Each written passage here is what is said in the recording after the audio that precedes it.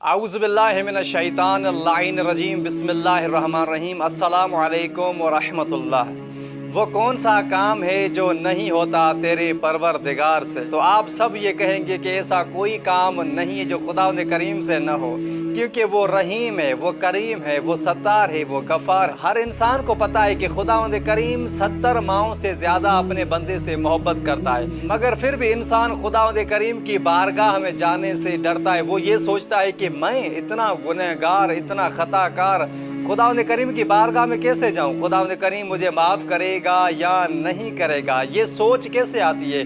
ये हम नहीं सोचते, ये शैतान हमें विरगलाता है, कहता है कि बेटा मत जाना, तू तो इतना गुनहगार है, खताकार है, तू खुदावंद करीम की बारगाह में कैसे जाएगा? खुदा तुम्हें माफ़ नहीं करेगा, भाई तू तो बड़ा गुनहगार है, तू वापस चला जा। तो हम वापस चले जाते हैं और हम तौबा नहीं करते। आखिर ये इंसान क्यों सोचता है कि हमें खुदावंद करीम माफ़ करेगा या नहीं करेगा? मुझे अफसोस है उस सोच पर जो उस दरवाजे के बारे में सोच रहा है, जिस दरवाजे से आजकल कोई खाली नहीं गया। खुदावंद करीम की बारगाह में जाओ, खुदावंद करीम को राजी करो, खुदावंद करीम आपको ज़रूर माफ़ करेगा। ऐसा हो ही नहीं सकता कि आप खुदावंद करीम की बारगाह में जाओ और खुदावंद करीम आपको खाली वापस भेज। तो उम्मीद करता हूँ कि मेरी वीडियो आपको ज़रूर पसंद आई होगी। अगली वीडियो के लिए तब तक दुआ में याद रखिएगा। वस्सलामु अलैकुम व रहमतुल्लाहि व बरकातुहू।